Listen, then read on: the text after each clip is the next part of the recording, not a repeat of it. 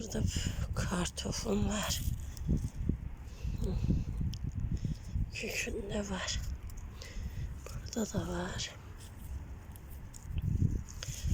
Yazdan saklamanı ancak koyuram kalsın yerde.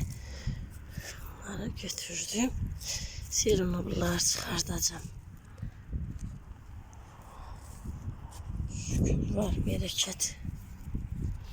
Bunları da götürün. Bunu da çıkartıp turlayacağım. Bunlar özü kızaracaklar.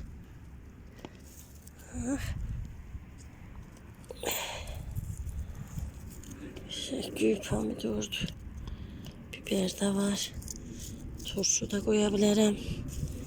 Böyle koyursan kenarda irileri kızarır geçecek. Kızartabilirim. Böyle kızaracak. Allah'ın verdiği nimetlere sonsuz şükürler olsun. Amin. Bu kadar da ot yolmuşam. Vereceğim komşuma, toyuqları var. Bizimki azdı. Onun çok yedizdirsin.